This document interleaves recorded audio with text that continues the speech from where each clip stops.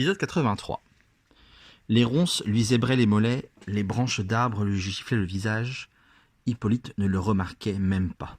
Il avait abandonné son cheval dans une clairière et courait droit devant lui, bien décidé à quitter son père pour toujours. Une colère mêlée d'amertume grondait en lui.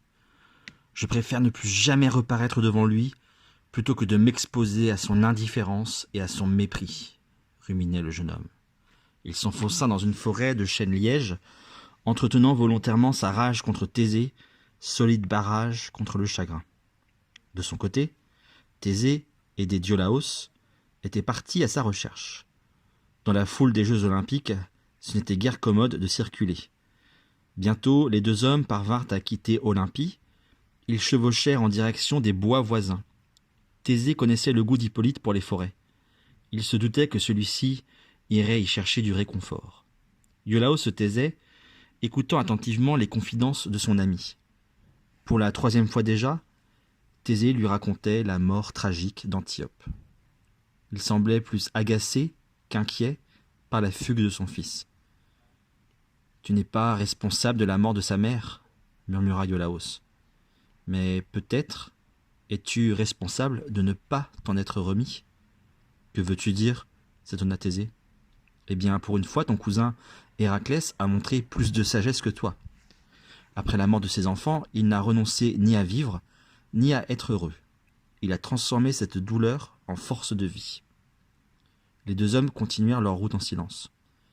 Thésée réfléchissait. Doucement, Iolaos reprit.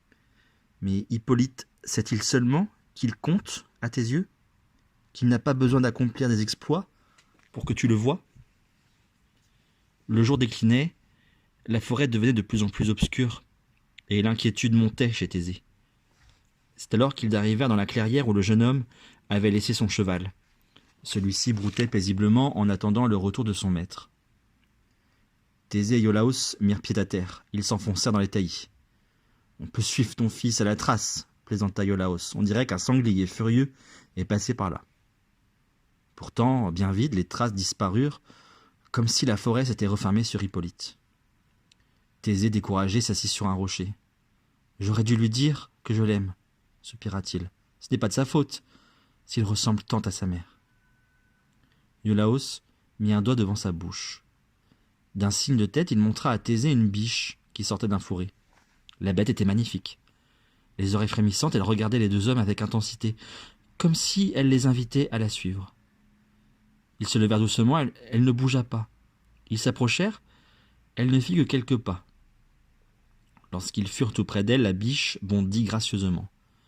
Pas de doute, cette biche avait quelque chose de surnaturel. Il fallait la suivre. C'est ainsi que la biche conduisit Thésée et Iolaos dans un petit vallon, au bord d'un trou profond. Thésée s'accroupit au bord du trou. Il devina une forme allongée tout au fond. C'était Hippolyte. Il ne fallut pas longtemps à Thésée et à Iolaos pour hisser le jeune homme inanimé hors du trou.